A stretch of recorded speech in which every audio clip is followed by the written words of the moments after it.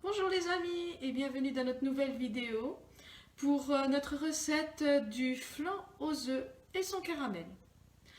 Donc ça c'est aussi également un dessert très simple à réaliser et vous voulez faire plaisir à tout votre petit monde, c'est l'idéal. Alors, vous voyez, j'ai préparé tous mes ingrédients. Normalement, pour changer, je vais espérer n'avoir rien oublié. Donc, nous allons commencer par préparer notre bain-marie. Parce que oui, ce flan a la seule petite inconvénient de devoir le préparer au bain-marie. Il est très important de le mettre dans un bain-marie tiède. Et donc le four doit avoir un départ à froid. Donc le four doit être froid. Donc je vais préparer maintenant mon eau. Je vais la mettre de nouveau une fois de plus dans ma bouilloire. Comme ça, je la fais chauffer et le temps de préparer mon caramel et de faire ma recette, en fait, l'eau sera à température idéale. Je prépare ça en premier, comme ça, je n'ai plus à y penser. Donc voilà. Je mets la contenance à peu près, vu la taille de mon plat, il y a à peu près 1 litre d'eau. Et encore, je ne suis pas tout à fait sûre. Il faut juste bien faire attention, bien entendu, de bien vérifier la hauteur de votre plat ou de votre plaque de cuisson.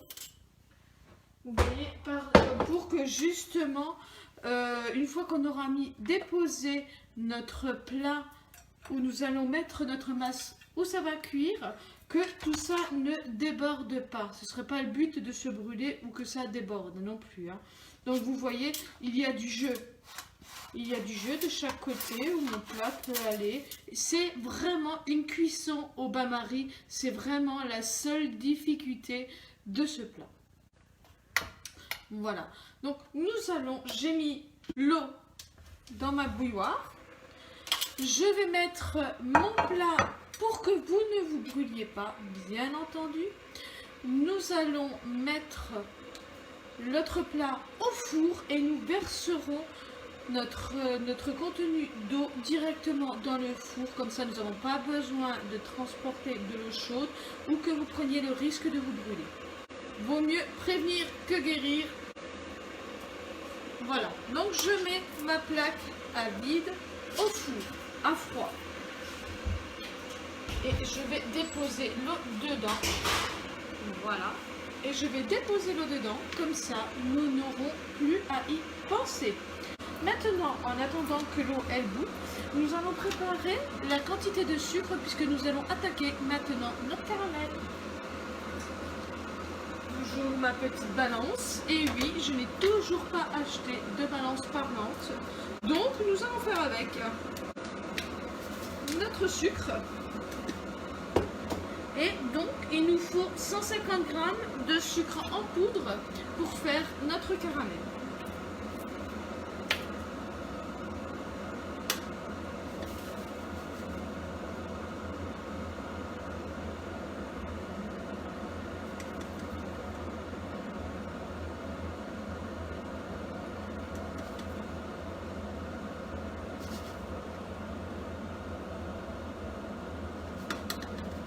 Super, parfait. Donc nous allons, maintenant que nous avons notre caramel, je réserve ma balance pour la suite puisqu'il nous faudra encore du sucre par la suite. Nous allons attendre donc du coup que notre bouilloire s'arrête, que nous puissions mettre l'eau dans notre plaque, fermer le four, que je puisse accéder au four pour pouvoir faire mon caramel. Donc je ne sais pas si vous avez pu observer, nous avons mettant maintenant dorénavant notre chaîne sur YouTube et pour justement la rendre plus accessible à un plus grand nombre, en espérant que cela ira pour vous. Voilà, même vous pouvez y accéder même sans compte YouTube, il n'y a aucun problème. Voilà, la seule chose que vous ne pourriez pas faire, par contre, c'est peut-être de liker ou de commenter. Je ne sais pas si ça marche si vous n'avez pas de compte YouTube. Voilà. Donc, je remplis mon plat à moitié, ma plaque à moitié. Comme ça, je suis sûre que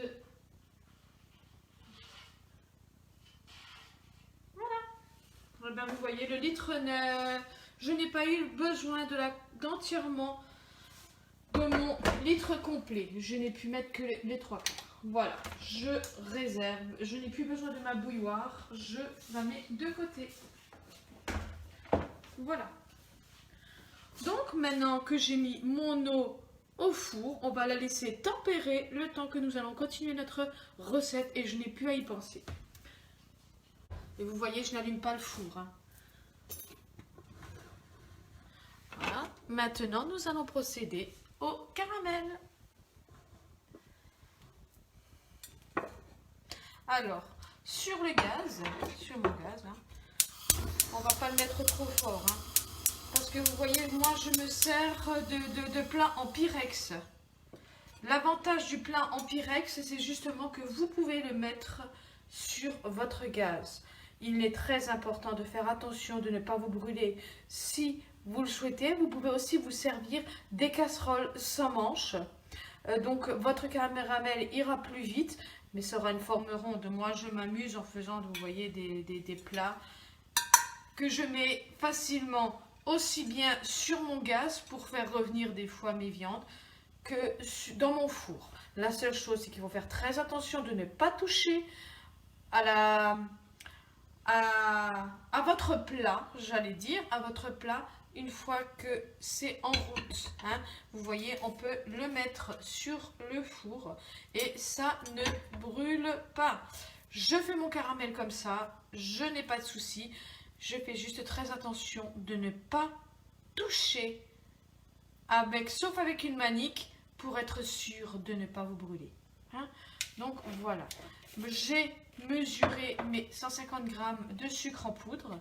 Donc nous allons, voilà, je vais prendre une manique et une petite cuillère, une cuillère à café je crois, ou une cuillère en bois. Hop, tant qu'à faire, je prends ce qu'il y a à portée de la main. J'ai tout ce qu'il me faut à la portée de la main. De toute façon, en général, quand on fait du caramel, on ne touche pas trop. Hein. Là, je disais. Alors, je vais faire mon caramel à sec. Comme ça, je vais pouvoir passer à une autre étape de la recette. Hein. Voilà, je vais mettre mon sucre dedans et ne rajoute rien d'autre. Je vais laisser, en fait, un peu cuire mon caramel. Voilà. Et donc comme ça c'est pareil, hein. Le temps que je prépare le reste de ma recette sera le temps de bien durcir au fond de mon plat. Mais entre nous, rien de tel qu'une recette faite maison, hein, c'est bien meilleur. En plus je dis toujours, au moins quand on le fait soi-même, on sait ce qu'on met dedans. Après, libre à vous, hein, si vous souhaitez le faire aussi par petites portions, vous pouvez utiliser des petits pots de yaourt une fois que votre caramel est fait et de le mettre dans votre plaque, en fait, de portions individuelles.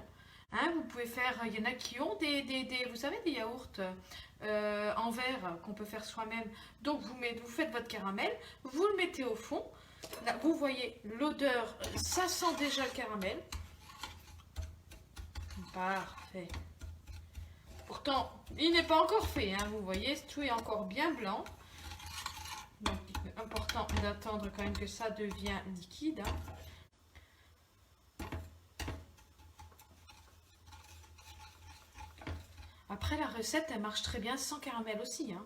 Si vous n'aimez pas forcément le caramel, eh ben, ne mettez pas de caramel. Hein. Vous faites simplement. Voilà.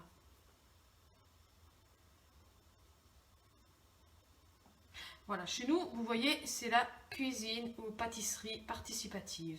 C'est une amie, ma petite yo-yo, qui m'a donné la recette de ce flan qui marche très très bien.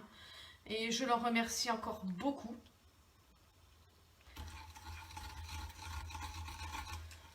Comme quoi, vous voyez, si vous avez des recettes à partager, si vous souhaitez que nous réalisions quelque chose ensemble, si vous avez une demande particulière, je me ferai un plaisir et un défi de vous le réaliser et d'essayer de vous la rendre le plus accessible possible. Surtout, n'hésitez pas à mettre un commentaire sous cette vidéo, sous la vidéo, pour que je puisse vous aider et je ferai toujours de mon mieux pour vous satisfaire. Alors maintenant, vous voyez, ça commence tout doucement à se transformer. Donc, vous écoutez à l'oreille. On sent l'odeur du caramel, hein, il n'y a pas de souci, mais on entend également le caramel crépiter. Hein. Je baisse un petit peu pour pas que ça aille trop vite. Je vois de la fumée qui sort de mon plat. Et parce que bien sûr que ce que c'est, hein, le caramel, c'est du sucre qui est... comment que le caramel a été créé, hein? C'est simplement un cuisinier à l'époque qui a simplement oublié sa casserole sur le feu alors qu'il était en train de faire un dessert. D'où l'idée, vous voyez, magnifique. Et donc en général, quand ça commence à dorer, moi, pour pas prendre de risques, j'arrête pour être sûre en fait de ne pas cramer mon caramel. Voilà, j'ai diminué un petit peu la température pour pas que ça aille trop vite. Parce que ce serait dommage de le cramer, ça donne un goût amer et c'est plus bon. Voilà. Je tourne un petit peu en fait parce que comme c'est un plat rectangulaire, sur les côtés il n'y a pas la même température. Donc du coup je recentre un petit peu le sucre au milieu pour que tout soit cuit homogènement. Hein. Voilà. Et quand je vois que tout est fondu, je coupe avec la température du plat. Je vais le laisser tel quel pour ne pas prendre de risque, moi non plus de me brûler. Hein, je suis comme vous, hein, ça me fait mal aussi. Hein. Donc du coup, je vais... Pour le rendre un peu plus mou, vous avez l'option de mettre, comme je vous ai dit l'autre jour, hein, dans mes différentes vidéos, ce n'est pas la première fois qu'on fait du caramel, vous rajoutez une cuillère, quelque chose d'acide. Ou du citron, si vous le souhaitez, on peut le mettre. Mais là, mon but au contraire, c'est qu'il devienne dur. L'autre jour, quand nous avons mis le caramel sur les îles flottantes, en fait, il nous fallait que ce soit quand même que je puisse le déverser. Et donc, nous l'avons... voilà, parfait. Je touche mon plat. Et voilà, je coupe. Parce que vous voyez, ça commence à fumer, ce qui n'est pas normal. Donc, j'arrête mon plat. Et j'ai juste à tourner. Voilà, voilà. J'arrête la cuisson. Hein. Voilà, parfait. Et donc, tout le sucre va fondre. Et du coup, le caramel est réparti dans tout mon plat. Voilà, il est magnifique. Voilà, c'est pour ça, vous voyez que dès que je vois que c'est fondu, sachant que la température fondra les derniers petits résidus cristaux de sucre, je le coupe. Et comme il est assez grand, du coup, même les côtés, vous voyez, n'est pas assez chaud pour que je me brûle. Donc c'est parfait, je peux le tenir à la main sans risque. J'irai pas risquer de mettre mon doigt dedans. Hein. Ça, sûrement pas. Et mon nez me dit que c'est parfait. Voilà, à la texture de la cuillère, hein, si vous ne voyez pas, à la texture de la cuillère, vous sentez que c'est devenu liquide. On tourne. Quand il y a une résistance, en fait, c'est que ce n'est pas correctement fondu. Là, quand le caramel est bien fait correctement, en fait, eh ben, c'est parfait. La texture est parfaite, il n'y a aucune résistance. Voilà. Et donc maintenant, nous allons laisser refroidir notre caramel et nous allons mettre après notre flan par-dessus. Voilà. Donc nous allons passer maintenant, je vais prendre pour, parce que vous voyez le caramel est sur ma cuillère, et nous allons passer maintenant à l'étape de notre flan. Voilà. Donc je vous emmène et on va laisser du coup durcir notre caramel. Voilà. Voilà, et nous voilà de retour alors à notre plan de notre plaque. Hein. Donc voilà, nous allons, comme je vous avais précisé, nous allons faire cette recette avec du mascarpone. Voilà.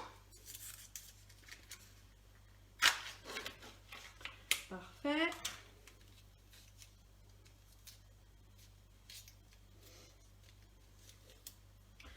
Donc nous allons transvider le mascarpone dans un saladier. C'est le contenu d'un petit pot de mascarpone. Après, libre à vous si vous voulez pour plus de personnes. Moi, dans mes recettes, je calcule toujours que je puisse en avoir pour toute ma petite famille. Donc en général, ça fait 4, 5, 6 personnes selon la taille des morceaux que vous souhaitez. Hein. Donc je vous répète que ça, c'est une recette pour 4 à 5 personnes, 6 personnes, si vous le souhaitez. 6 personnes, c'est bien. Vous avez des belles parts déjà, là. Hein. Vous pouvez aller jusqu'à 8, hein, même. Hein. Selon la taille de votre plat, c'est toujours pareil. Hein. Voilà. Voilà. Maintenant, la prochaine étape, vous voyez, là, parfait. En fait, j'ai oublié de vous préciser, mais il est bien de sortir facilement une bonne demi-heure avant votre mascarpone pour qu'il ne soit pas trop dur à travailler. Hein. Donc moi, je l'avais sorti une demi-heure à l'avance, c'est pour ça qu'il est souple. Hein, parce que j'ai déjà travaillé avec du mascarpone qui sort du frigo. Et quand ça sort du frigo, on a énormément de mal à l'écraser. Et c'est bien dommage. Hein. Voilà. Donc maintenant, en fait, pour notre flan, il est important de mettre le lait chaud sur les œufs et la crème pour que ça commence déjà à prendre. Hein. Donc maintenant, je vous avais demandé 400 ml de lait demi-écrémé ou le lait que vous souhaitez. Comme je vous le disais, si vous souhaitez remplacer le lait demi-écrémé par un lait, ça peut être du lait de coco, du lait d'amande, vous apportez la saveur que vous souhaitez en ayant confiance parce que ça marchera de toute manière. Meilleure façon de prendre confiance en soi, c'est quand on réussit sa cuisine hein, et que tout le monde est content de bien déguster. Alors, 100, 200, 300, 400. J'utilise toujours, vous voyez, la technique de mon doigt pour mesurer jusqu'où je dois aller pour la quantité de lait. Hein, oui, je n'ai toujours pas acheté ma balance parlante.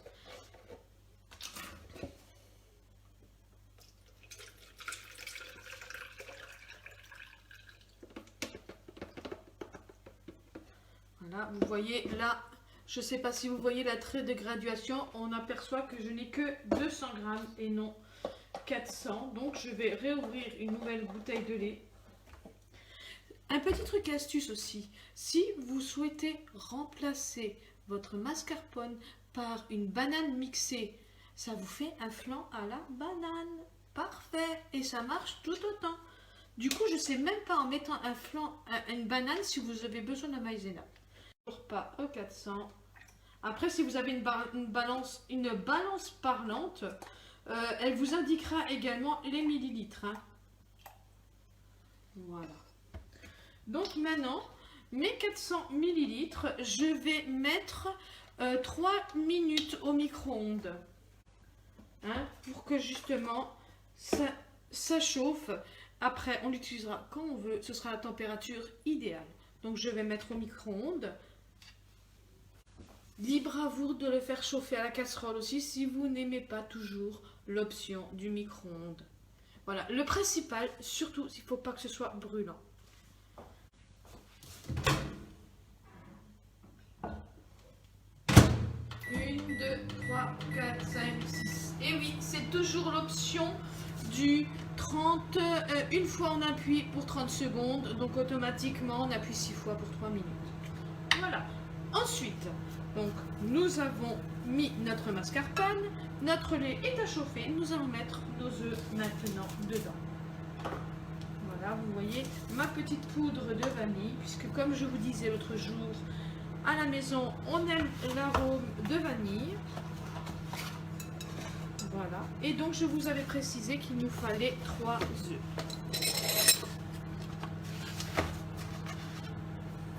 On va les mettre un après l'autre pour bien mélanger, parce que j'ai remarqué que quand on les mettait les 3 d'un coup, ça devient pas évident. Hein. J'ai toujours mon petit fouet, voilà, moi j'appelle ça mon petit fouet magique, parce que je le tiens très très bien en main. Et vous voyez le fait de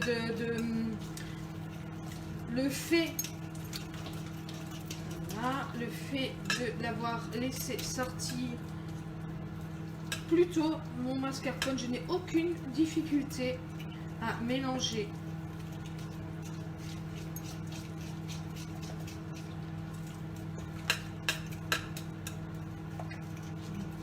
Parfait. Mon deuxième œuf.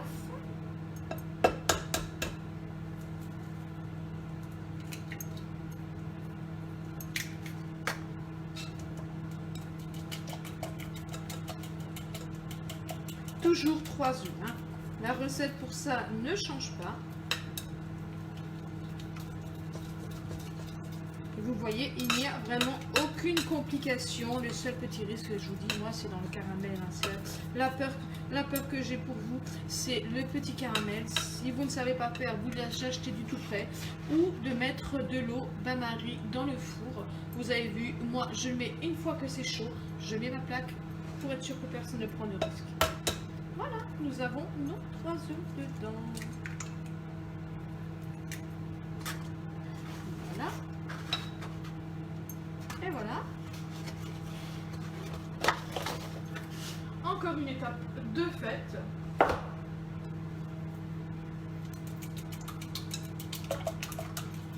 Vous voyez, le dessert comme le salé. Je m'éclate.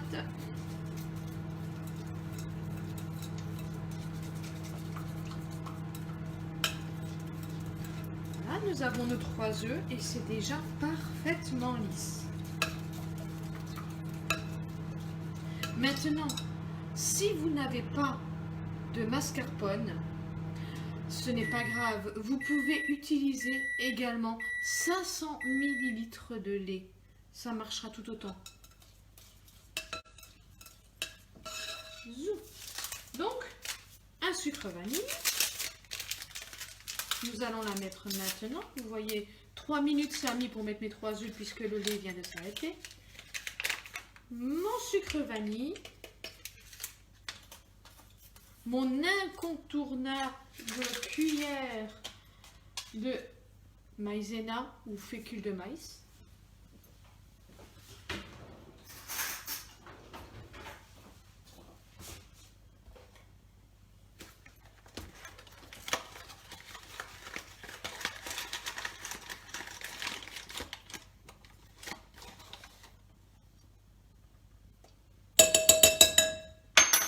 Voilà. Nous allons mettre également, comme je vous disais, de la poudre de vanille. Hein, je vais mettre une petite giclée. Hop là, voilà. Vous voyez une belle petite trace noire. Ce n'est que de la poudre de vanille. Et nous allons continuer du coup à mélanger. Il ne nous restera plus qu'à mettre le sucre. Voilà, on ne va pas oublier le sucre, hein, sinon il y en a qui vont faire une drôle de tête ce soir. Nos 70 g de sucre, nous mettons notre lait chaud par-dessus et nous faisons cuire ça 40 minutes au four à 180 degrés. Libre à vous après de présenter ça seul. Vous pouvez présenter ça avec quelques fruits ou la recette du gâteau yaourt que nous avons déjà préparé ensemble. Voilà. Je mets de côté, tout est bien mélangé, aucun grumeau. Il ne nous reste plus qu'à comme je n'ai pas non plus encore préparé mes 70 g de sucre en poudre. Je reviens. Il y a quelques gouttes de lait qui me chiffonnent. Hop, hop. Et donc, je vais préparer mes 70 derniers grammes de sucre. Il ne nous restera plus qu'à mettre le lait par-dessus. Et nous aurons fini. Quand je vous disais que c'est une recette rapide, ouf, oui, ce serait peut-être bien de mettre le pot dessus. Hein. Voilà.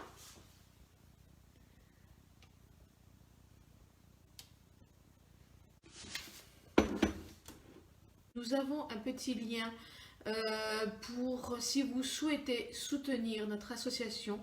Donc n'hésitez pas, si vous souhaitez, il y a un lien ci-dessous. Nous soutenir. Hop.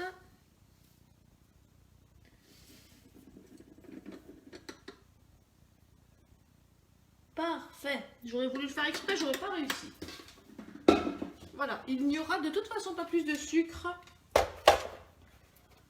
mais 70 g de sucre en poudre. Je vais rajouter maintenant. En fait, le fait de faire, voilà, je rajoute tout mon sucre dans ma recette. Et en fait, voilà, ça fera, le fait de mettre le lait chaud, ça fera un petit peu, vous savez, comme on a fait la crème anglaise.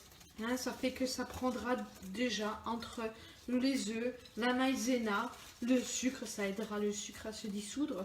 Et du coup, il n'y aura pas un gros choc thermique entre mon plat où il y a le caramel dedans et du coup, mon flan qui sera déjà un peu tiède. Plus encore, nous avons, n'oubliez pas, mis notre plat avec de l'eau chaude dans le four. C'est un tout, hein. Parfait, parfait, parfait, parfait. Et donc, il ne nous reste plus qu'à rajouter notre lait. Et nous allons enfourner ça, mettre ça dans le caramel et l'enfourner. Voilà.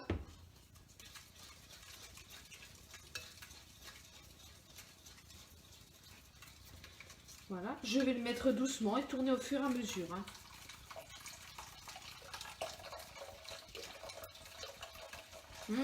Une odeur de vanille qui se dégage. C'est parfait. Vous voyez, on a une belle quantité.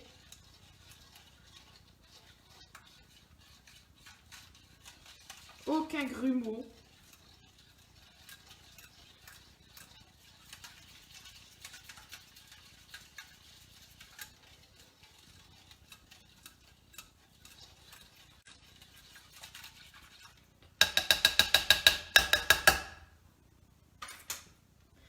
Voilà, nous avons donc notre préparation de flan. Elle est maintenant terminée. Nous allons déposer notre préparation sur notre caramel et nous allons enfourner. Donc je vous emmène avec moi à nouveau devant notre petit caramel.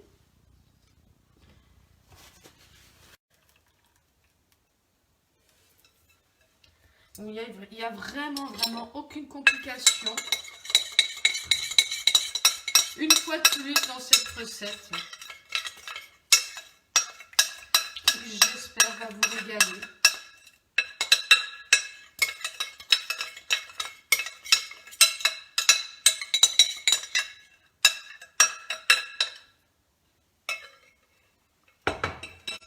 Voilà, je nettoie mon rebord pour pas que ça crame dans mon four.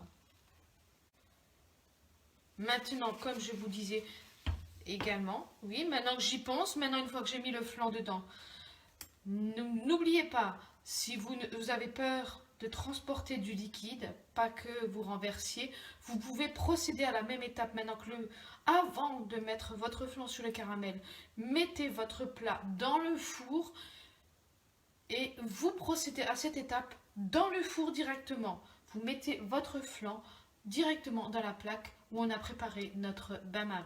Hein. Voilà, donc je vous disais, n'oubliez pas votre plaque avec de l'eau dedans, ça peut être une grande plaque.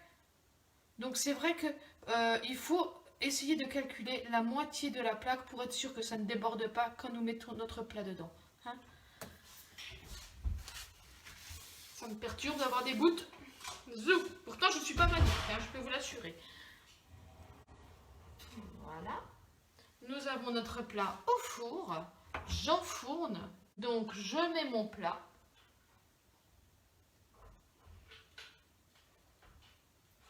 Voilà. Mais vous voyez, j'aurais pu quand même mettre mon litre complet d'eau.